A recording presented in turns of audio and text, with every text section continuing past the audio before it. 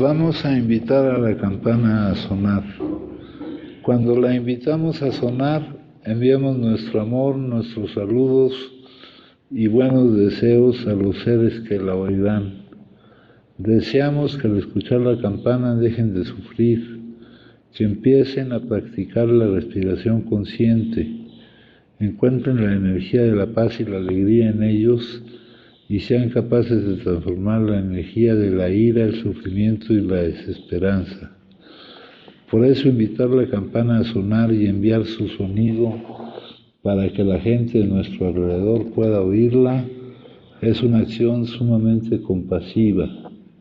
No podemos hacerlo sin poner todo nuestro corazón en ello. Con el cuerpo, la palabra y la mente en perfecta unidad, envío mi corazón con el sonido de esta campana. Que todos los que lo escuchen despierten de su olvido y trasciendan el sendero de la ansiedad y el pesar. Escuchando la campana siento que las aflicciones que hay en mí empiezan a disolverse. Mi mente se serena y mi cuerpo se relaja. En mis labios nace una sonrisa. Siguiendo el sonido de la campana, regreso a la isla de la plena conciencia y al jardín de mi corazón, donde las flores de la paz florecen bellamente. Bueno, en la semana, en una de las juntas, vieron el apéndice 2. En este material de trabajo que tenemos aquí, pues está escrito con palabras, con frases, con párrafos, ¿verdad? Pero lo importante no es que entendamos, no es que nos quedemos con las palabras ni con los párrafos, sino que entendamos lo que significan eso, ¿no? Cuando vieron el apéndice 2, les pregunté, luego les pregunto después de la junta que qué vieron, ¿no? Y luego esa vez me mencionaron esto que viene hasta el final, que está escrito por Herbert Spencer, que dice: hay un principio que es una barrera para toda información, que es una refutación de cualquier argumento y que no puede fallar para mantener a un hombre en una perpetua ignorancia. El principio consiste en despreciar.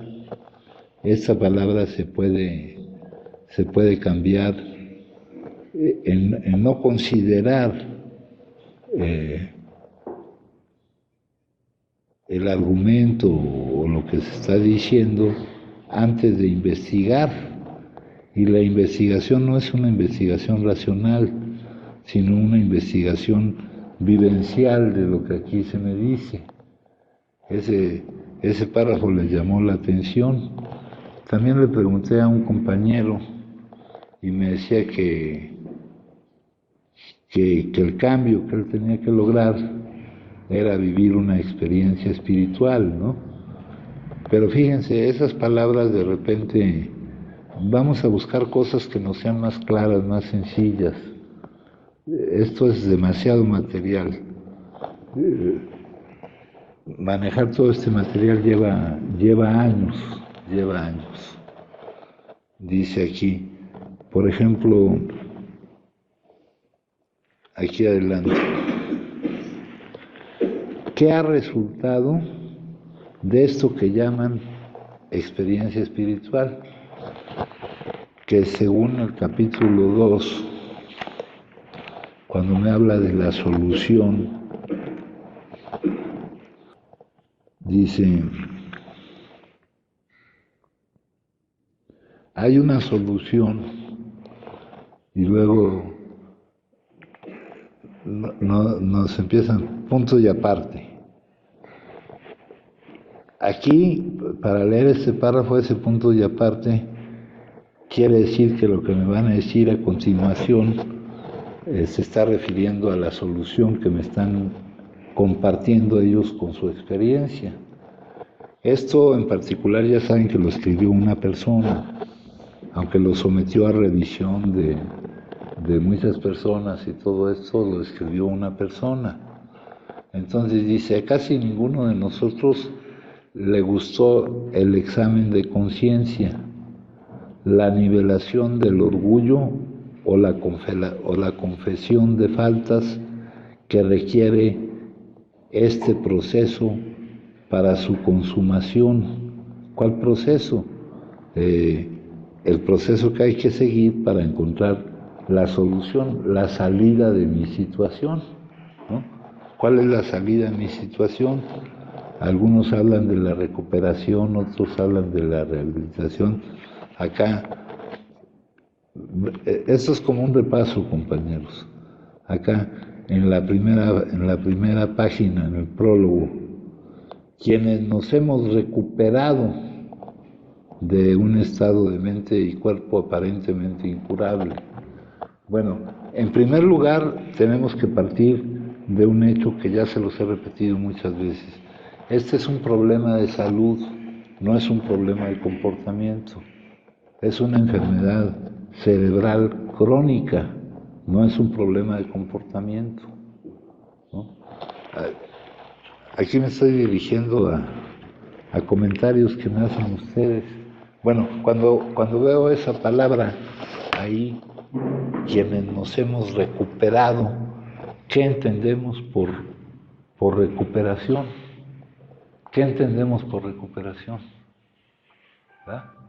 Ese libro no se puede leer a pedacitos, se tiene que tener una visión completa de todo el contenido. Hay algo que les he repetido varias veces y que persiste en algunos de nosotros.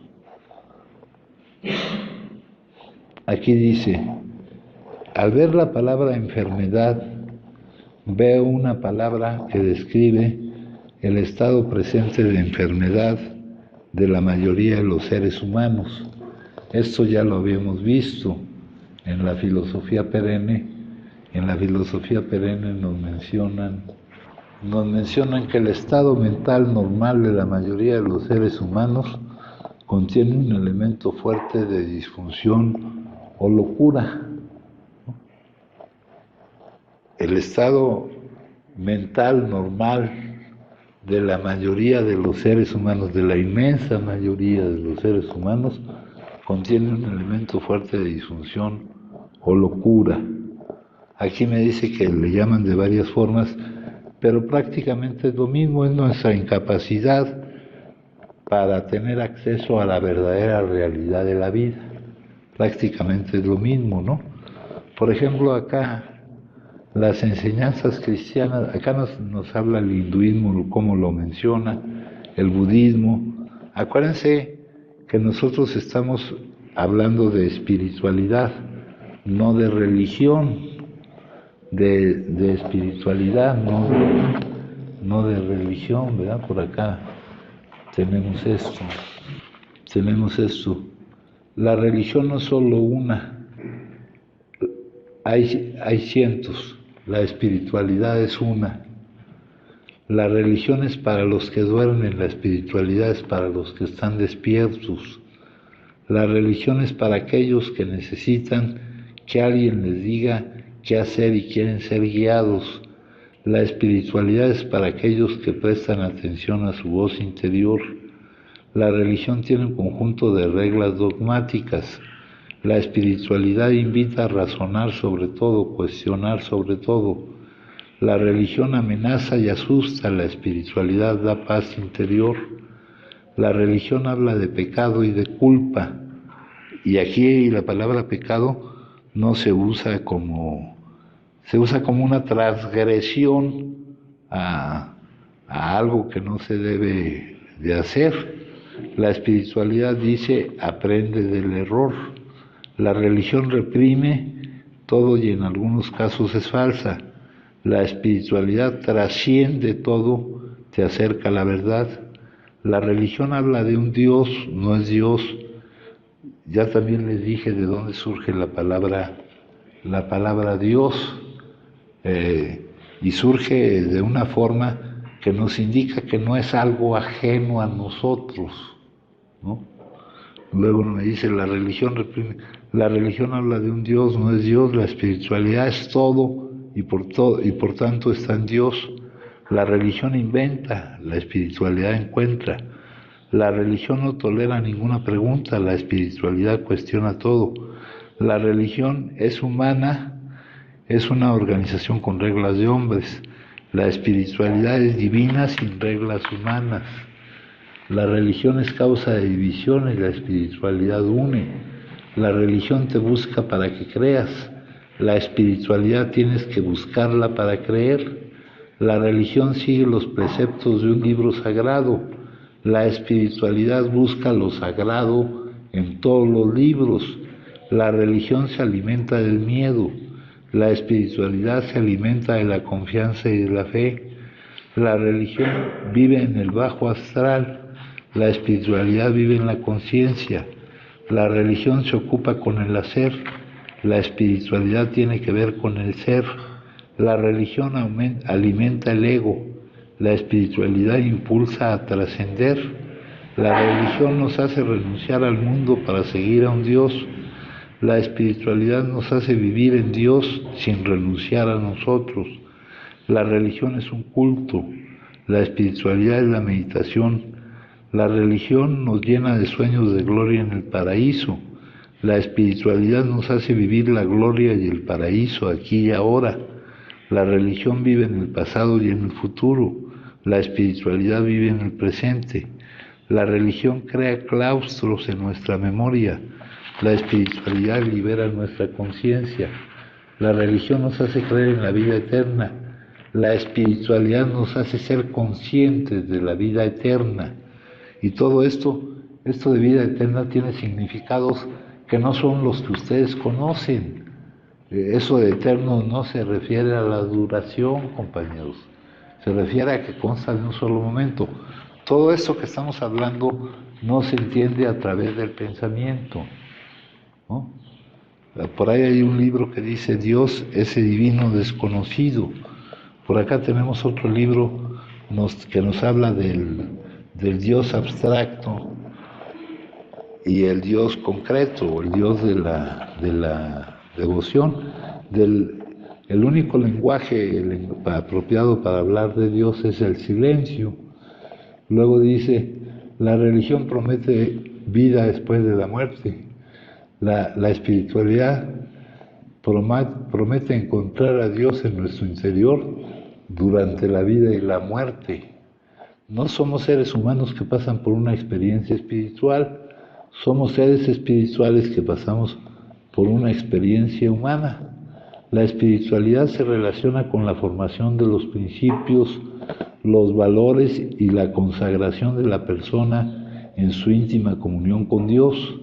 En conclusión, la espiritualidad está relacionado con la plenitud, trascendencia, conexión, alegría y paz que no tienen por qué derivarse necesariamente de una religión organizada. Esto me lo presentan de varias maneras, pero el origen de este escrito lo escribió Pierre Taylor de Chardin, un sacerdote jesuita. Acá nos dice, el estado mental normal de la mayoría de los seres humanos contiene un elemento fuerte de disfunción o locura. Todo lo que se dice aquí, compañeros, se opone muchísimo a aquello que venimos cargando en nuestra mente. Por eso se nos pone aquí como requisitos en el mismo apéndice 2, para no tener dificultad con estos temas, tener la mente vacía, sacar de la mente todo eso que traemos ahí que no nos sirve, que no tiene nada que ver con la realidad de las cosas, aunque sea en esa falsa realidad donde vive la mayoría, la inmensa mayoría de los seres humanos, con ese elemento fuerte de disfunción o locura.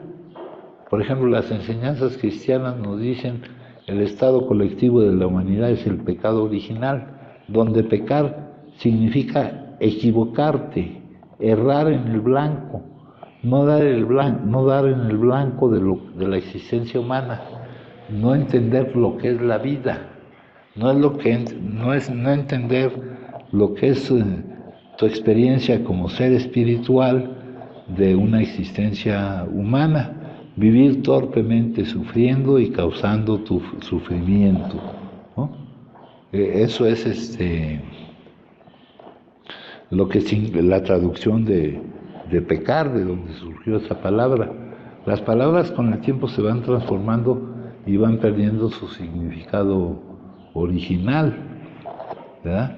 Entonces, aquí, para los que sientan culpa, en primer lugar vamos a repetir que es un problema de salud, no de comportamiento. A pesar de todo eso, yo lo digo por un compañero que se lo he repetido varias veces, que se castiga, dice, sencillo para mentes como la mía, o tantos dichos que se han difundido por tradición oral en todos estos lugares, ¿verdad?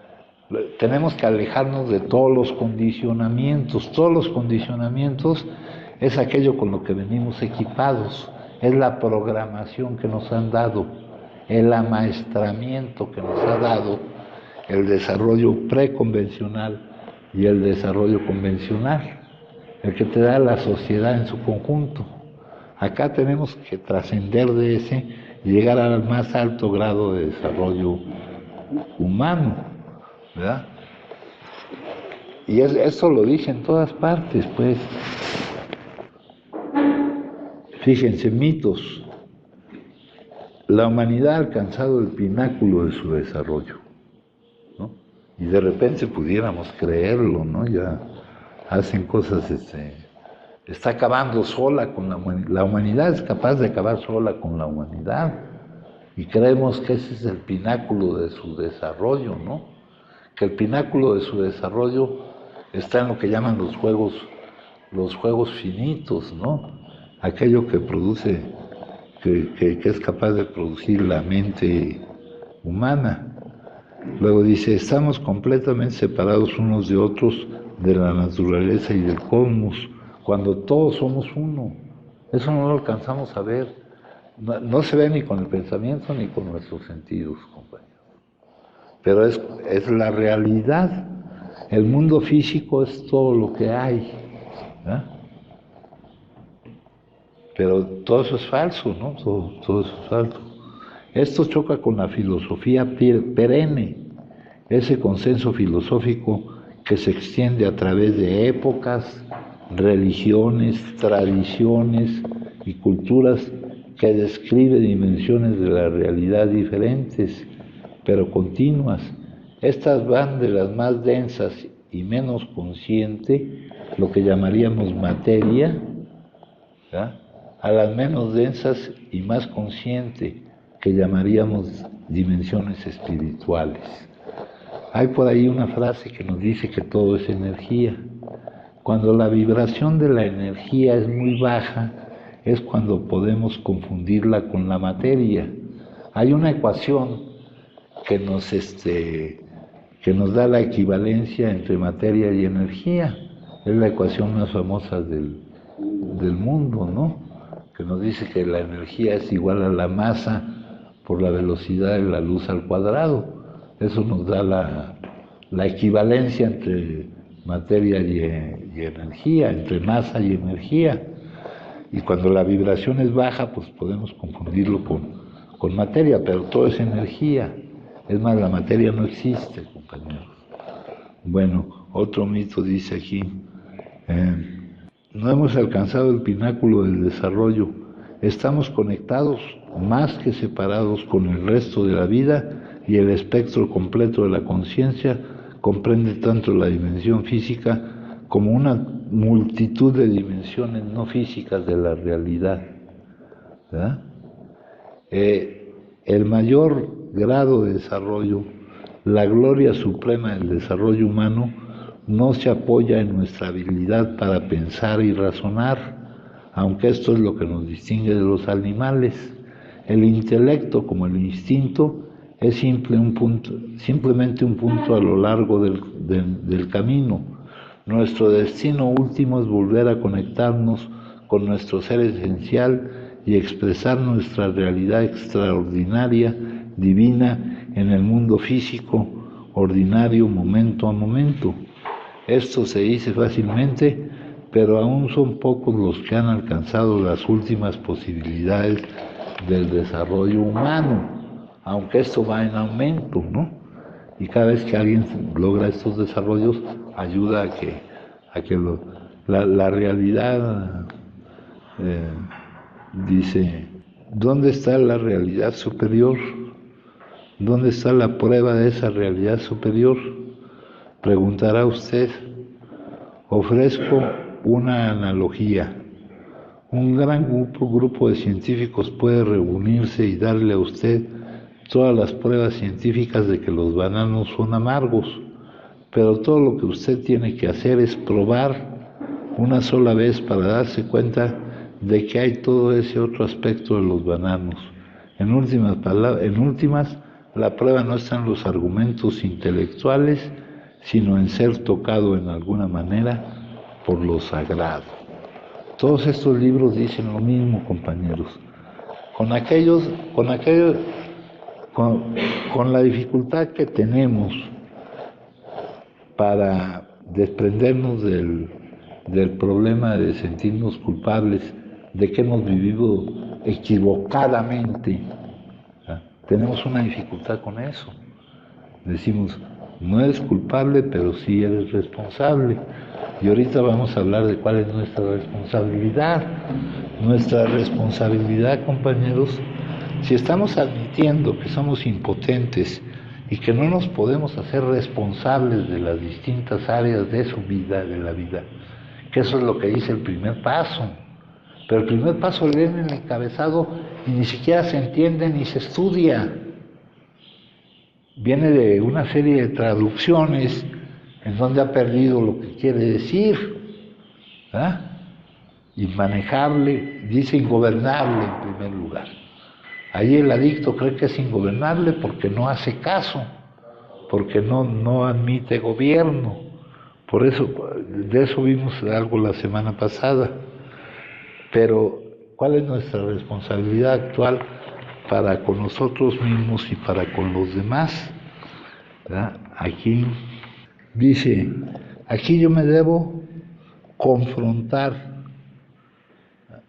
Acá dice que el residente, este es un centro de tratamiento en modalidad residencial. De repente nos han mandado algunos que vienen de un tratamiento ambulatorio. Hay otras personas que después de aquí quisieran que se fueran a un tratamiento ambulatorio.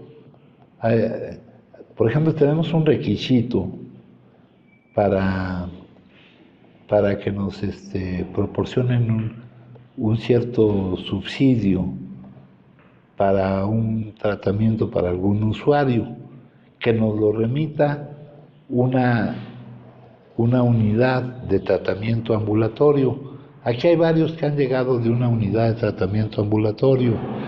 Que yo recuerde, por ejemplo, Nemesio, que yo recuerde también, Leo, llegó de un lugar de tratamiento ambulatorio. Yo me llevo bien con la doctora, pero ella no entiende, ella no sabe de esto, de plano, ¿no? Y es una buena doctora, está en un lugar que es reconocido por todos los años que tienen de experiencia como algo que es de lo que más ha contribuido al tratamiento de la enfermedad, que son los centros de integración juvenil, ¿no? Pero para nosotros no. Acá nos dice, se debe confrontar. Aquí la estructura de nuestro establecimiento no permite que haya quien los esté confrontando, ¿no? Entonces esa tarea la tienen que asumir ustedes, confrontarse con la realidad que estás en un programa terapéutico. Terapéutico quiere decir que se refiere al cuidado de tu salud. A donde has venido, ayuda para cambiar de vida. Cambiar de vida no es cambiar lo que vives. Eso no está en control de nadie. Eso no está en el control de ustedes. Echen un vistazo hacia atrás y díganme alguno de ustedes si ha vivido lo que se ha propuesto vivir. Eso no es así para nadie. Para cambiar de vida quiere decir no cambiar lo que vamos a vivir, sino vivirlo de otra manera. Y no en ningún lugar que nos permita olvidar la realidad de la que vino. No se le permite ni la más mínima fantasía, y hay que ver dónde está su mente. Hay que ver dónde está su mente, ¿no? Por ejemplo, alguien confrontaba a Elí el otro día con cuáles eran sus reales posibilidades, ¿no? Y las reales posibilidades para muchos de nosotros son fantasías que no toman en cuenta nuestra enfermedad, porque nos cuesta trabajo creer que estamos enfermos. Dice que lo exima de sus responsabilidades actuales para consigo mismo y para con los demás. ¿Y cuál es la primera responsabilidad de alguien que tiene un problema de salud?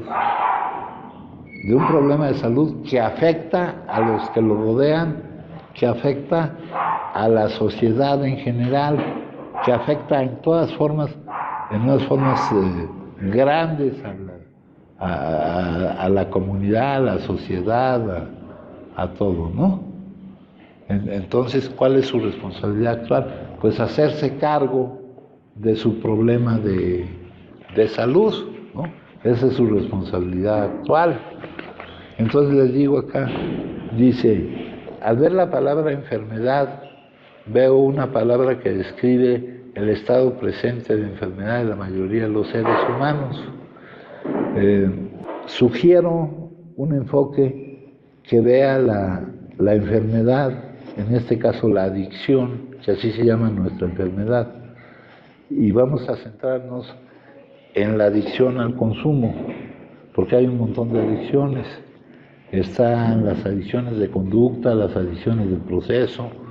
El otro día un compañero me acompañó a un grupo de codependientes, donde se ve que la codependencia no es más que otro caso de adicción, no es más que otra forma de adicción. Acá tenemos aquí, identificándola, y entonces cambiando los pensamientos dice, de adentro hacia afuera. O sea, de adentro es de la causa hacia el síntoma, no del síntoma a la causa. Esto lo puedo yo decir de otra manera. El adicto no es adicto porque consuma, el adicto al consumo, sino que consume porque es adicto, ¿verdad? El hecho de que alguien consuma no me dice a mí que esa persona sea adicta, ¿no? Ya vimos los tipos de consumo, ¿no? Los tipos de consumo que hay, ¿no? Y de esos tipos de consumo solo uno corresponde al problema de salud de que estamos hablando. Luego dice aquí, en la recuperación temprana, y otra vez la palabra recuperación, vamos a cambiarla por remisión, porque dice, si yo veo la palabra recuperación, la puedo confundir con la palabra curación, con estar curado de una enfermedad, con que me den de alta, ¿no? De otras enfermedades me dan de alta, pero de aquí no me van a dar de alta. Y si tenemos una visión completa del libro, sabemos que esto que dice aquí recuperación, recuperados, que estamos recuperados de un estado de mente y cuerpo aparentemente incurables, ¿no? Pero si ya conoces el libro completo, te acuerdas que en una parte que en varias partes te dice, una vez adicto, adicto para siempre.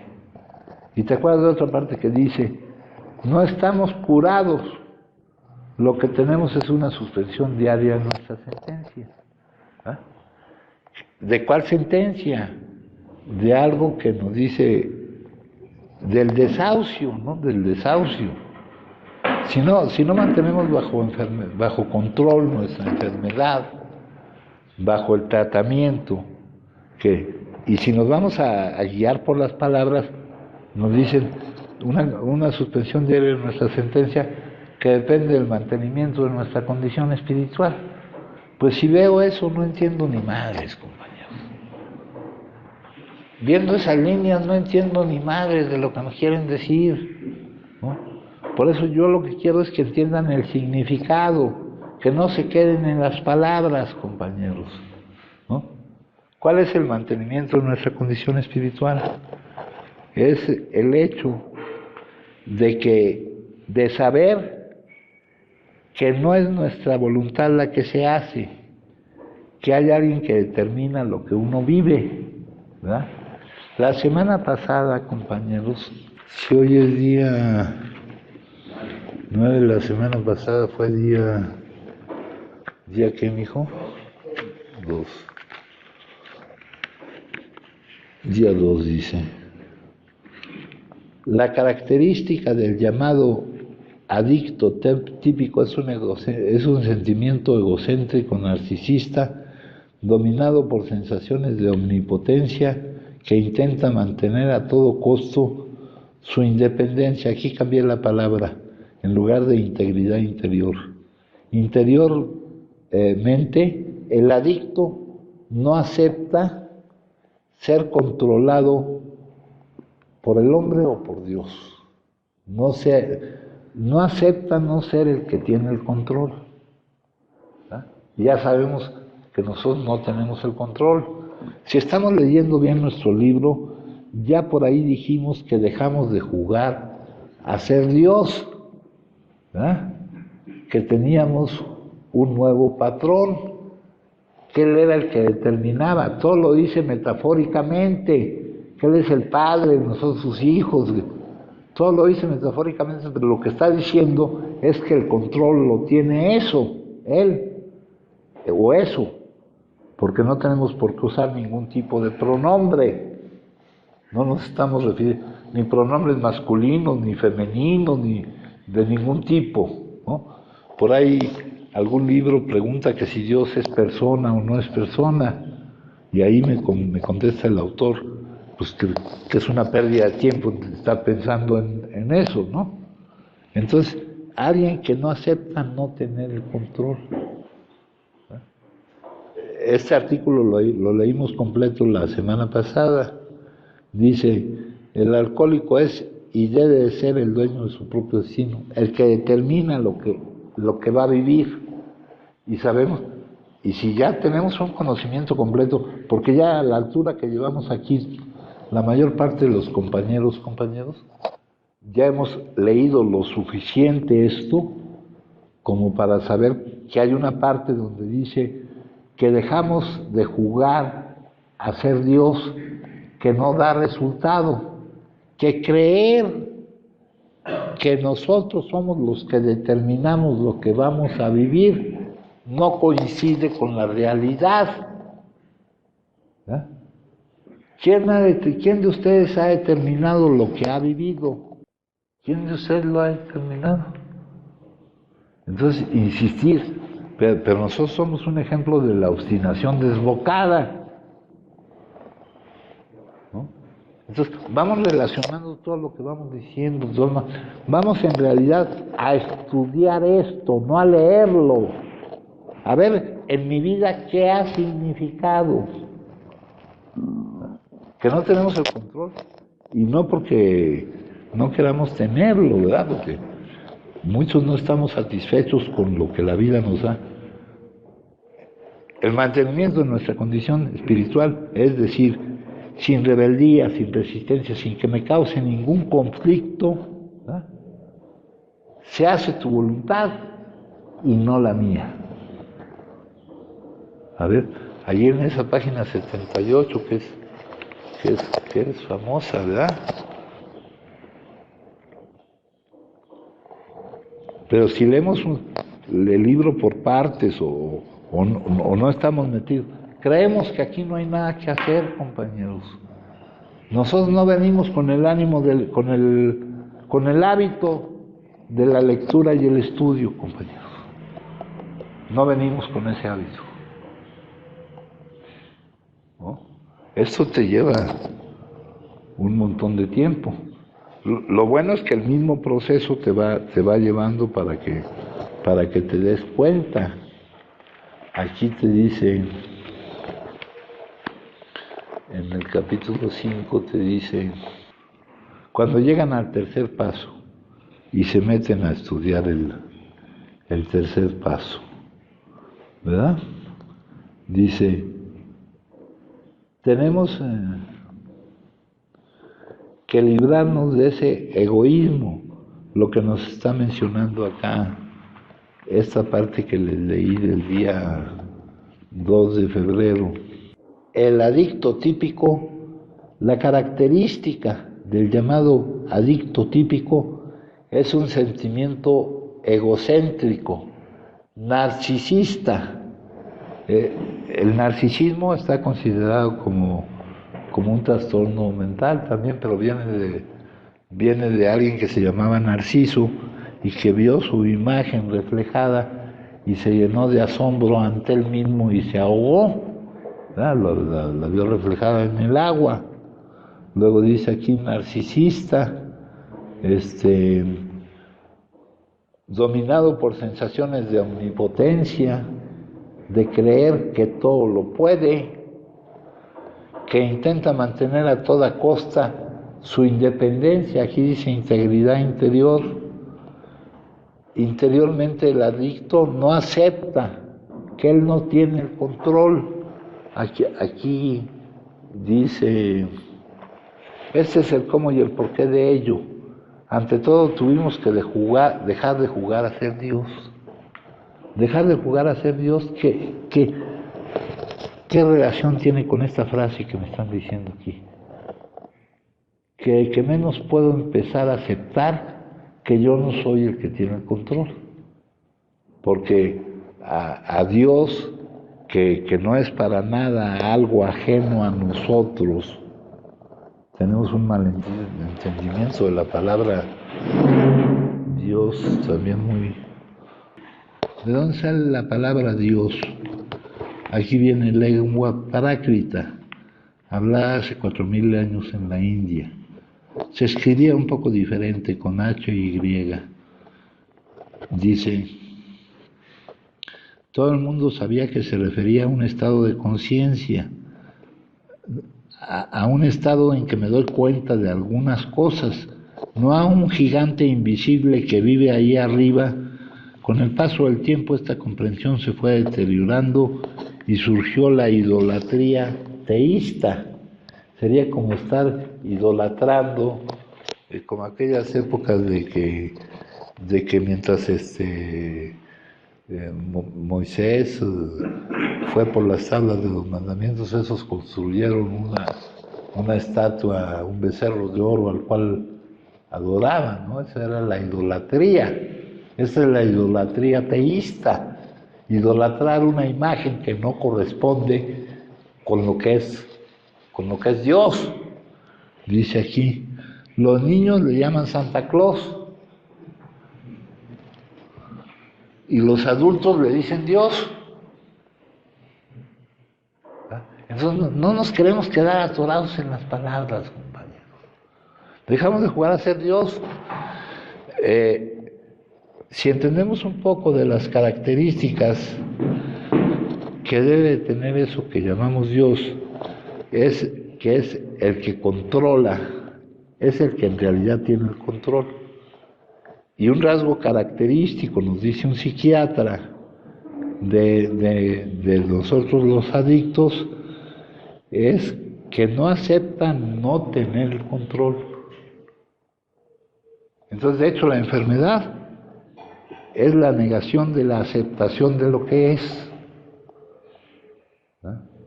Y el tercer paso, la práctica espiritual esencial, es la aceptación de lo que es. ¿No? Pero no, sí, pues ya, no aceptarlo con molestia, no aceptarlo con rebeldía, resistencia o conflicto, sino aceptarlo con la confianza de que lo que es lo mejor que puede ser para nosotros. ¿No? Ahí se relaciona con lo que nos dice el segundo paso, de que solo un poder superior nos puede devolver la cordura, refiriéndose a una locura específica, a la locura de iniciar de nuevo el consumo. ¿No? A todos los otros tipos de locuras que tengamos no se refiere. Se refiere a la locura específica que significaría de nuevo iniciar el consumo. En esta semana también vieron el capítulo 3, el consumo continuo y compulsivo a pesar de las consecuencias adversas, ¿verdad? En el pasado insistimos en consumir a pesar de todos los problemas que esto nos ocasionaba, ¿no? Las consecuencias adversas, ¿no? Éramos lo bastante locos para creer que consumir aún podía ser divertido, a pesar de todo lo que había sucedido. Cuando llegamos a AA, encontramos muchas personas que, como nosotros, se habían divertido consumiendo. Esto es otra falsedad. Esto es otra falsedad. Claro, cuando se escribió esto, pues no se conocía. Había mucho que no se conocía, compañeros, ¿no? Es mentira que la enfermedad de la adicción nos proporcione placer a corto plazo y dolor a largo plazo. Eso es mentira. Que el consumo nos dé servicio es mentira. Es mentira. Pretender que consumiendo vas a poder llevar a cabo la negación inconsciente de vivir determinada emoción es mentira. Te niegas a vivirla, pero no puedes dejar de vivirla. Eso ya te lo dice tu propia experiencia dentro de la adicción activa. Dice, encontramos muchas personas que como nosotros se habían divertido consumiendo. Eso es mentira, ¿no? Es una visión que está... Por eso, este es material de trabajo para analizarlo, no para tomarlo tal como viene aquí. Pero que ahora admitían que la sustancia solo había llegado a significar una serie de disgustos para ellos. Cuando hallamos que esto les había sucedido a muchas otras personas, además de a nosotros, nos dimos cuenta después de todo de que no éramos después de todo unos pájaros raros. O sea, que había otras personas que tenían el mismo problema, que es un problema de salud y no de comportamiento. Dice, he aprendido a admitir que para mí el consumo ha dejado de ser divertido, es más, nunca ha sido divertido. Y diversión, la palabra diversión también está muy mal entendida, compañeros. Diversión viene de diverso, viene de que no sea lo mismo, de que haya una variedad en las actividades, en nuestros intereses. De ahí viene la palabra diversión realmente. No viene de serpentina, ni de gritos, ni de fiestas, ni de mariachis, esos son los condicionamientos de los que tenemos que alejarnos para vivir en la verdadera realidad de la vida. ¿Ah? Qué divertido, puta. Llega acá la feria del pueblo y se quieren salir a divertir. No pueden ni caminar ahí de tanta gente que hay, pero están divertidísimos, puta, ¿no? Entonces dice, he aprendido a admitir que para mí se ha convertido en un grave trastorno. Entonces, fíjense entonces dice, el adicto es aquí nos dice, la característica, acá, este es un escrito del doctor Tibut, que viene en AA, llega a su mayoría de edad, y ahí nos lo explica. AA llega a su mayoría de edad. Dice, la característica del llamado adicto típico es un sentimiento egocéntrico narcisista. Está hablando un estudioso, alguien que ha estudiado técnicamente toda esta cuestión. Dice, dominado por las sensaciones de omnipotencia, que intenta mantener a toda costa su integridad interior. Si bien esas características se encuentran en otros desajustes, aparecen en su forma relativamente pura en todos los adictos. En un cuidadoso estudio de una serie de casos, y aquí menciona otro estudioso, informó recientemente que en su opinión se podían discernir los esquemas de una estructura de carácter común entre los adictos y que los mejores términos que podían encontrar para ese grupo de cualidades anotadas, cualidades son características, oye uno cualidad, algo que te califica, no cualidad, la palabra cualidad muchas veces se entiende como algo bueno, no, alguna calidad que tienes, algo que te califica. Dice, eran la individualidad desafiante y la grandiosidad. En mi opinión, aquellas palabras fueron escogidas muy certeramente. Interiormente el adicto no acepta ser controlado, no acepta no tener el control. Y esto cuadra con lo que me dice aquí en el capítulo 3. Ante todo tuvimos que dejar de jugar a ser Dios. ¿Qué puedo yo entender cuando dice dejar de jugar a ser Dios? ¿Cómo se juega a ser Dios? ¿Cómo se juega con canicas o con qué? ¿Con los planetas? ¿Cómo se juega a ser Dios? Pues una forma de irlo entendiendo es pretendiendo que uno tiene el control.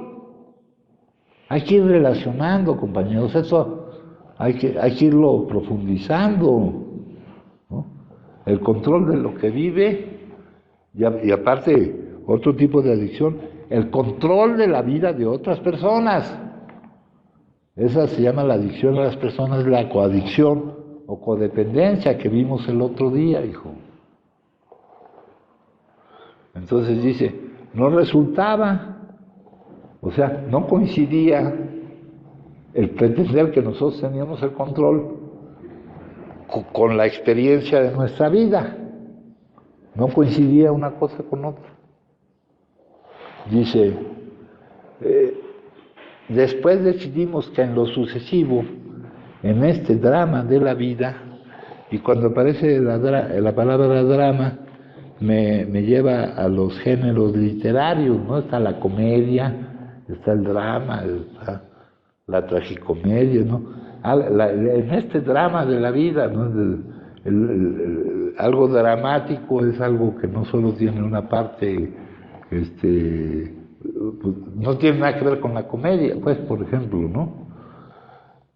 Él, para no confundirlos, no voy a mencionar la palabra Dios, porque mientras no entiendan el significado de la palabra Dios, que para los adultos le llaman Dios y los niños le llaman Santa Claus, mijo.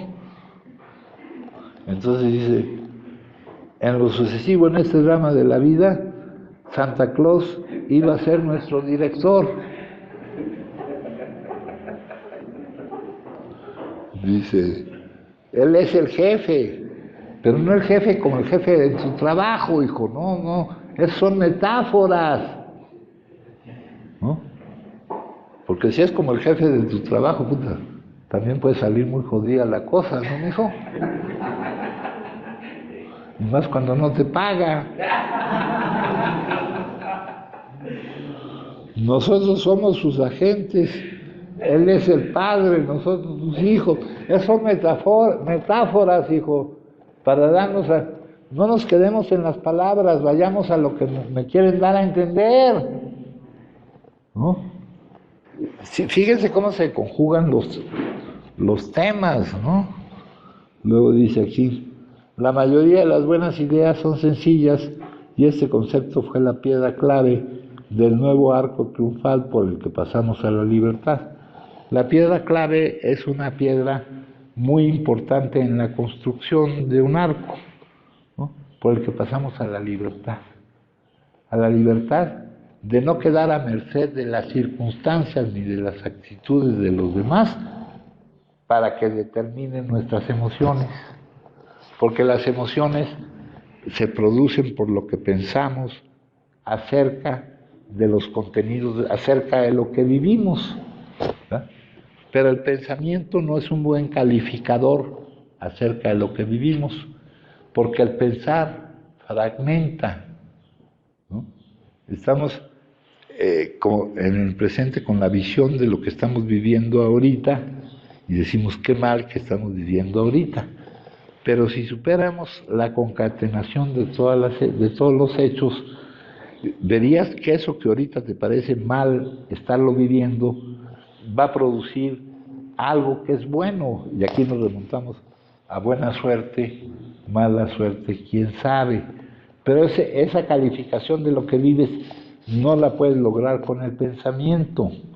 Entonces, esa calificación y que te sirva para no producir esas emociones que te niegues a vivir, solo lo puedes lograr con la confianza y la certeza absoluta de que el que tiene el control, que no eres tú, actúa a tu favor, ¿verdad? Y que cada suceso, cada contenido es una ayuda en tu viaje a tu desarrollo y a tu transformación, mijo. Aunque tu mente te diga lo contrario, porque tu mente vive programada, vive amaestrada. Llevan amaestrándolos desde que eran así de chiquitos, hijo, y los siguen amaestrando. Si salen por allá, va a haber alguien que los quiera amaestrar.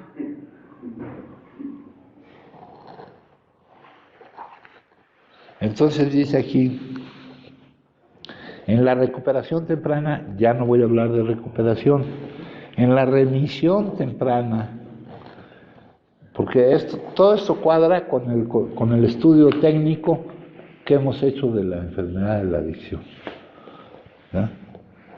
Que es una enfermedad remisible. En la remisión temprana, el concepto de enfermedad permite que el individuo y la familia liberen cierta censura, condenación, juicio y culpa, que por otro lado no me sirve para nada. Pero ya les he dicho yo con la experiencia que tengo, me es muy difícil que un adicto acepte que no es culpable.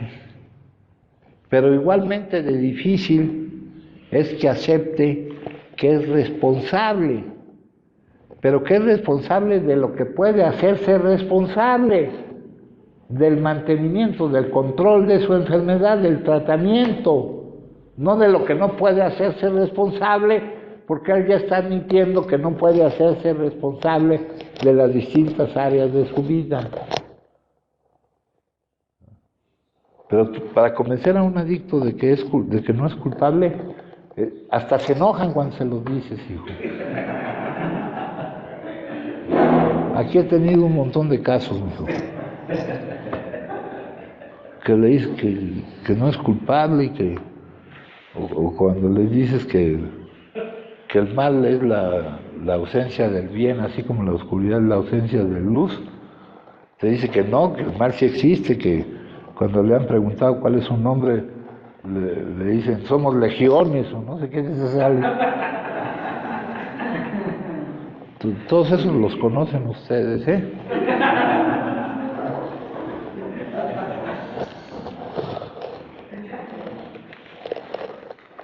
Entonces es importante que vayamos entendiendo. Nos estábamos refiriendo al cambio de experiencia espiritual. ¿Cuál es la solución? Este libro se tiene que leer completo y luego irlo relacionando, compañeros. Tú me decías que tu salida va a ser por una experiencia espiritual. Pero a mí mejor dime lo que significa eso. Ya vimos una forma muy difícil, muy fácil de decirlo. Ahorita leyendo el apéndice 2, que fue el que vieron en la Junta, vimos una forma muy fácil de decir qué significa esa experiencia espiritual. Significa un cambio en su reacción a la vida, en cómo reaccionan a lo que la vida les presenta.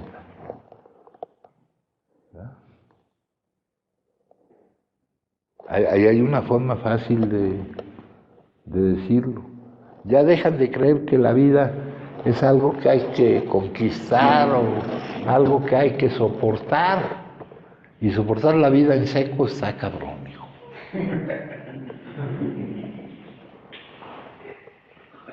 Nosotros con nuestra vida hemos probado, compañeros, que no podemos soportar la vida, que tuvimos que intentar algo para poderla soportar, ¿verdad?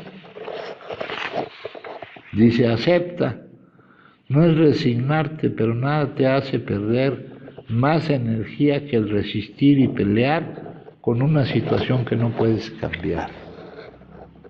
La oración de la serenidad la decimos no sé cuántas veces al día, ¿verdad?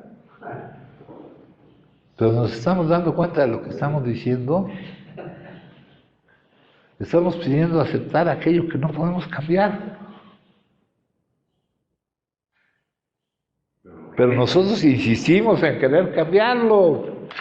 Dice, por ejemplo, el pecado original, el perdón de los pecados. Aquí dice, es una sensación de una existencia exclusivamente personal, aislada, egoísta, mientras que la verdad del ser es que todo es uno, nuestro ser real, no el falso yo, el ego, es uno con Dios, inseparable de Él, expresando sus ideas, testificando su naturaleza, el pensamiento dinámico del espíritu, y como todos somos uno con el gran todo del cual somos espiritualmente una parte, se sigue que somos uno con todos los hombres, precisamente porque en Él vivimos, nos movemos y somos todos en un sentido absoluto, somos esencialmente uno.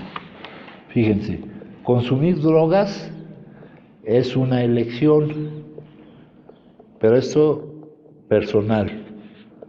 Pero el que puede elegir, aquel que para que consumir es una elección, no es una adicción, porque aquí adelante me dice, pero la adicción no lo es, ¿no? Tú no eliges la enfermedad, y la adicción te quita el hecho de que el consumo para ti sea una elección. Cuando se trata de consumir, el adicto ha perdido la capacidad de elegir el no hacerlo. Todo eso está en el libro, compañeros. Ahora, si tienen problema para entender lo que les digo, que seguro sí lo tienen, ¿verdad? Como el otro día me comentaban que un compañero no entendía que consumía porque no podía no consumir. Pues ¿cómo va a ser eso posible, verdad? ¿Entienden eso? ¿Tú por qué consumes? Pues porque no puedo no consumir. Está medio raro, ¿verdad? Luego dice, por ejemplo, esto. Nuestras vidas dependen de nuestra constante preocupación por otras y de la manera en que podamos satisfacer nuestras necesidades. Esto lo dice Bill W. Sin la oportunidad de olvidar nuestros propios problemas, entre comillas, porque no son problemas más que nuestra mente, ayudando a otros a solucionar los suyos, que tampoco son problemas, pero para entretenernos nosotros, ¿verdad? Muchos de nosotros con seguridad estaríamos mal. Entonces aquí dice, hay una solución. Todo esto es con el propósito de darle sentido un poco de sentido y de entender realmente lo que nos está diciendo esto.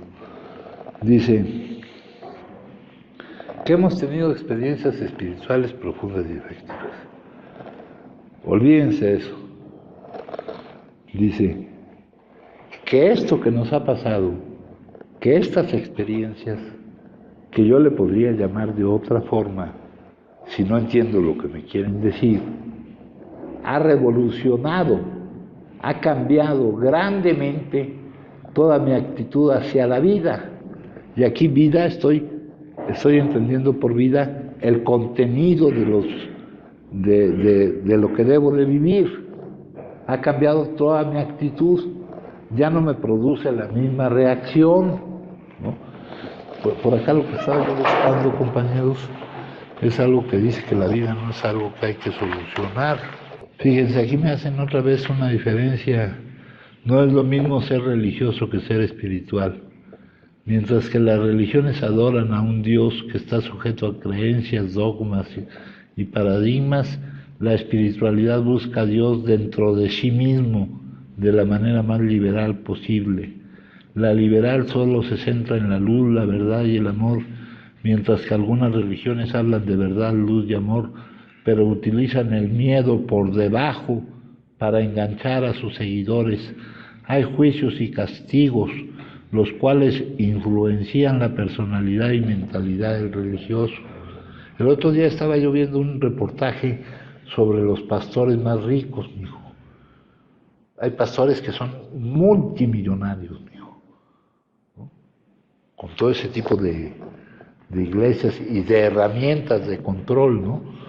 Una vez le dijeron al diablo que alguien había encontrado la verdad. Y le dijo el diablo que no se preocupe porque la iba a institucionalizar. Luego dice aquí, la religión puede mejorar la vida de muchas personas, puede vibrar en el amor, pero la mayoría de fanáticos son espiritualmente sumisos, ven con un ojo abierto y el otro vendado. Creen en un Dios y en el amor, pero están sujetos a condiciones, reglas, recompensas y castigos. La religión ha manipulado los escritos y textos de los sabios, mientras que la espiritualidad se apoya en la sabiduría de los antiguos, como Jesús, Siddhartha, Mahoma, judíos, alquimistas, hermetistas, ocultistas, indígenas, egipcios, sumerios, lemurianos. Jesús y Siddhartha nunca fueron religiosos, eran tremendamente espirituales y en torno a ellos se formaron religiones que los adoran hasta hoy, pero manipularon sus mensajes. Los primeros que no entendieron los significados de los evangelios fueron los que los escribieron, hijo. No entendieron, sí, no entendían los significados de lo que estaban, de la palabra que les había sido transmitida, hijo. Luego dice, por ende la religión sigue siendo parte del sistema, mientras que la espiritualidad busca salirse de este. La espiritualidad se integra a la vida diaria del hombre, le hace conectarse con su Dios interior sin limitaciones, sin dogmas que seguir, solo practicar el amor a sí mismo y al todo. El ser que no practique el amor no estará pecando, nadie lo va a castigar, solo vibra más bajo y atrae a su vida lo mismo que da, ese es su castigo. Esto es cuestión de vibración y energía, hijo. Y lo que no encuentro es la parte que decía que la vida no es de autocastigo, pues. Es de autocastigo. ¿Qué, mijo? Pues esto. ¿Por qué, mijo? Pues así dice ahí. Lo que da, recibes. Pues sí. Y fíjate aquel que no quiere dar, mijo. Tu peor enemigo será siempre tu mente. No solo porque es quien conoce tus debilidades, sino porque es quien las crea. Fíjense el problema de dar. Si doy esperando que algún día me devuelvan el favor, no estoy dando, estoy creándome una atadura, la espera de que me devuelvan eso que di. Si doy pensando que algún día me puede pasar a mí, no estoy dando, estoy especulando. Si doy, pero después voy a decir, recuerda que te di, no estoy dando, estoy chantajeando. Si doy esperando un gracias, está bien, pero quizás nunca lo reciba. Si doy porque así me enseñaron, pero en el fondo me incomoda, mejor no dar. Entonces, cuando decidas dar, hazlo simplemente porque es tu deseo hacerlo y sonríe porque entonces has aprendido a dar. Entonces, ni siquiera es el hecho de dar, sino que hay que saber cómo dar, ¿no? Hay gente a la que le hace daño dar. Dice, estar tranquilo no significa no moverse, significa moverse en paz. No necesitamos hacer nada para solucionar la vida. La vida es y ya está solucionada. Lo único que nos toca es ser con ella y fluir a su ritmo. Lo que ya sabíamos, ¿no? La vida es la que te vive a ti, pero se mete el pensamiento y se ocasiona todos sus problemas, hijo. Y el problema, pues, es el vicioso modo de pensar, la repetición del pasado y todo eso. Entonces, acá cuando nos habla de la solución en el capítulo 2, nos dice un cambio que ha cambiado grandemente toda mi actitud hacia mi vida, hacia nuestros semejantes y hacia el universo de Dios. ¿Ah? Por ejemplo, las relaciones. Hace rato hablaba yo con un compañero y me decía de la convivencia que hay aquí entre ustedes. ¿Ah? Esa es la convivencia. No, pues no pretendemos que aquí haya un grupo de adictos conviviendo, donde lo único que falta es el consumo. Pretendemos que cambie toda la forma de convivir de los adictos aquí. Aquí no venimos a fijarnos en los demás, venimos a fijarnos en nosotros mismos. En el terreno espiritual no cabe la comparación ni el juicio, ni mantenernos al margen. ¿Verdad? Acá en el capítulo 11 dice, no hay una solución, no hay un sustituto para esto. Sí, es mi participación en esto. Aquí no estoy para ser espectador. Aquí ya no hay nadie que sea nuevo. Hay algunos que ya se pasaron. Entonces, ¿cuál va a ser nuestra solución? No me digan que una experiencia espiritual, por favor.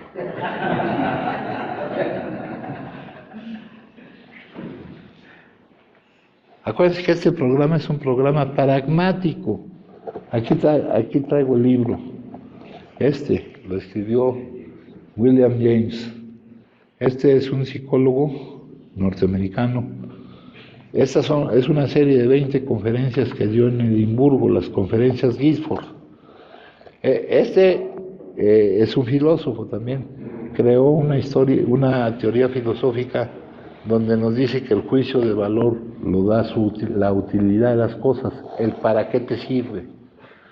Vamos a suponer que todo esto que les estoy diciendo yo fuera mentira. Aquí no me sirve. ¿Yo cómo voy a juzgar el valor de todo esto? No por los argumentos con los que yo lo sustente, sino por lo que me puede servir para satisfacer una necesidad imprescindible de dejar de producir las emociones que me niegue yo sin darme cuenta a vivir y que me desaten en mi cerebro una urgencia inaplazable por consumir. Eso es lo que importa, ¿para qué sirve? No por qué. Entonces más vale que se crean todas las mentiras que les estoy diciendo.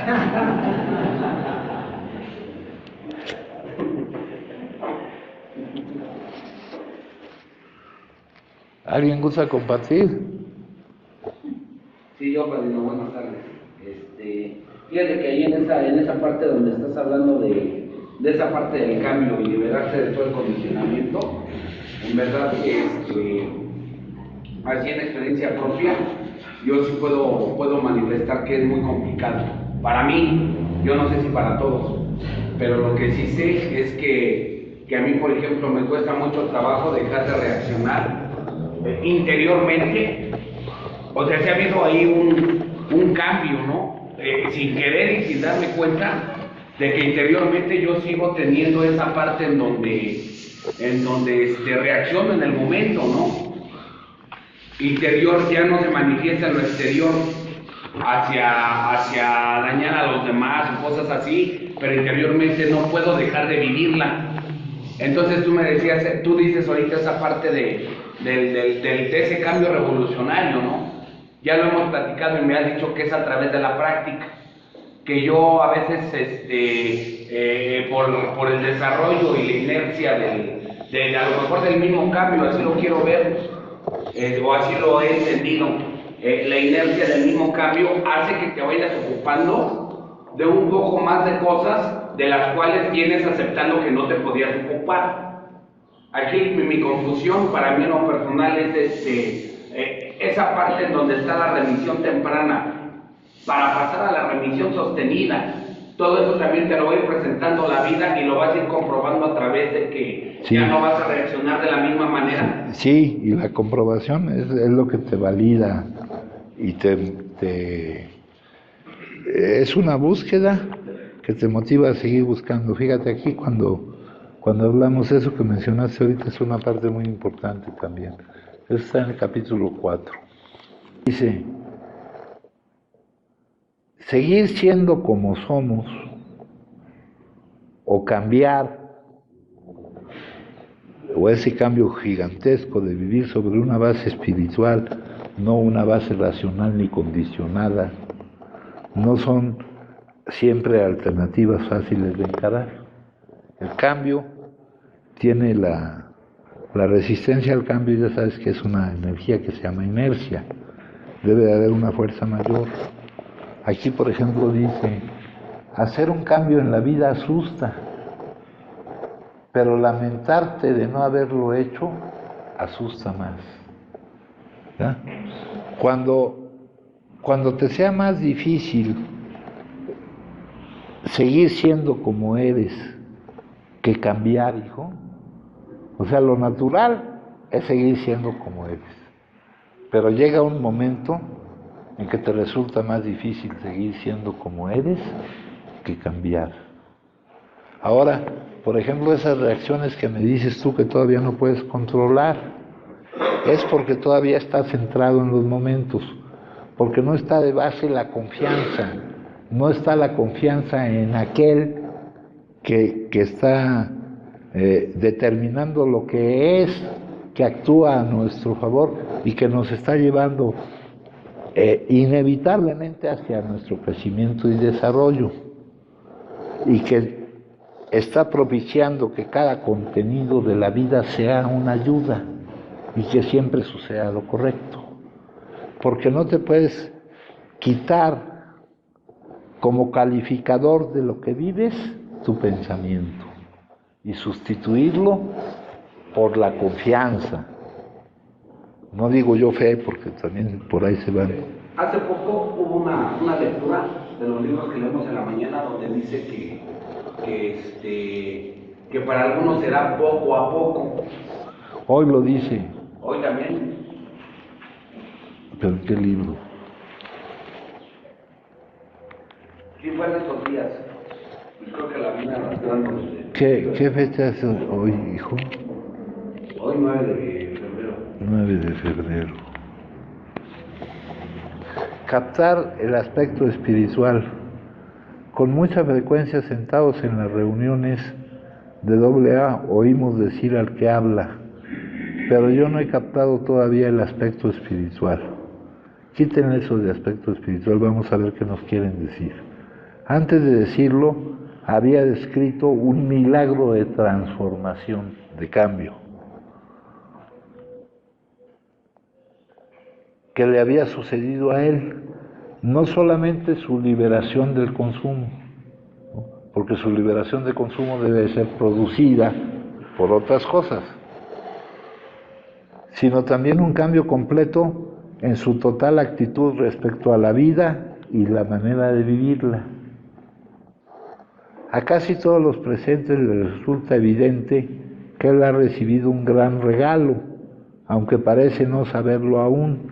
Bien sabemos que este individuo nos dirá dentro de 6 meses o un año que ha encontrado, aquí se la fe en Dios, la confianza en el que determina lo que es, la confianza de que siempre nos está ayudando y está poniendo lo correcto. Una experiencia espiritual, un cambio, esta transformación, puede ser la realización de que una vida que en el pasado parecía vacía y desprovista de significado, es ahora alegre y completa. Hoy en mi vida, la oración y meditación diaria, aparejada con vivir las prácticas espirituales, voy a quitar esto de los pasos, me han traído paz interior y un sentimiento de pertenencia que me faltaba cuando estaba consumiendo. Aquí me mandan, compañeros, acá.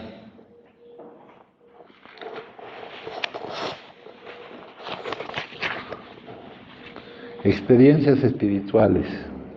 El Grapevine, que era la revista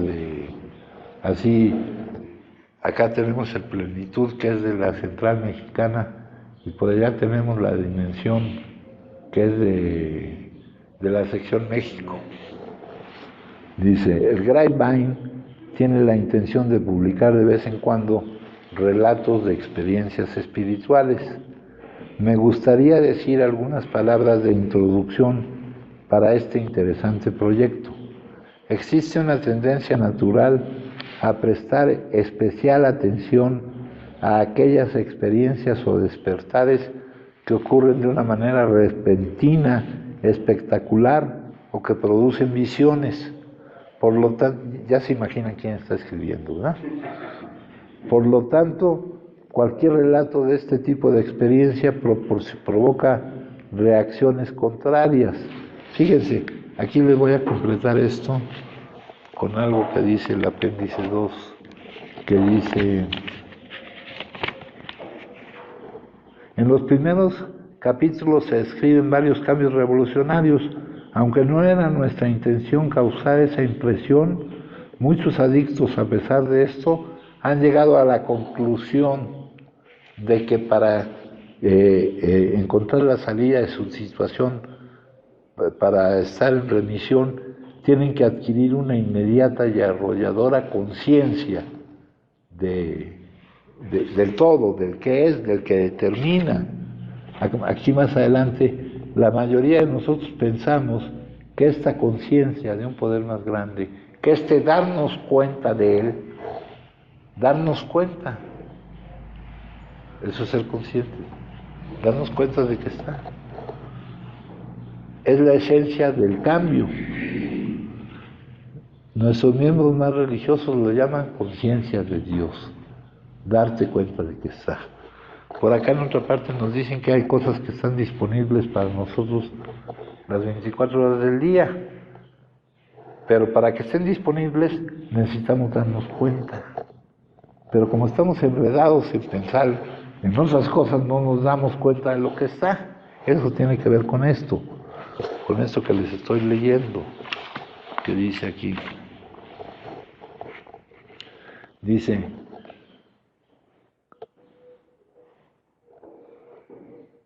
por lo tanto, cualquier relato de este tipo de experiencias provoca reacciones contrarias. Algunos dicen, me gustaría tener una experiencia parecida. Otros, sintiendo que todo este asunto huele demasiado a misticismo, dirán, no me puedo tragar este asunto, no puedo comprender lo que está diciendo esta gente. Como ya han oído, la mayoría de los AA, en 1934 sufrí una tremenda experiencia mística o iluminación, pero ese no fue su cambio. Ahorita nos va a decir que él quisiera haber tenido otro tipo de experiencia, ¿no? Eso fue como un flachazo, así, ¿no? Dice así: vino acompañado de una sensación de luz blanca intensa, le llaman el relámpago blanco, de un súbito don de fe en la bondad de Dios y de una, o sea, en que está actuando a nuestro favor, y de una profunda convicción de su presencia. Al principio me resultaba muy natural creer que esta experiencia me distinguía como alguien muy especial, pero ahora, al recordar este tremendo acontecimiento, solo puedo sentir una especial gratitud. Ahora parece estar claro que las únicas características especiales de mi experiencia fueron lo súbito de ella y la convicción inmediata y abrumadora que me produjo. Pero estoy seguro de que en todos sus otros aspectos mi propia experiencia no era diferente en absoluto de la experimentada por cualquier otro miembro de AA que haya logrado ese cambio. Con mucha frecuencia, sentados en las reuniones, oímos decir al que habla: yo no he captado todavía el lado espiritual, porque no se trata de captar, se trata de mostrarlo.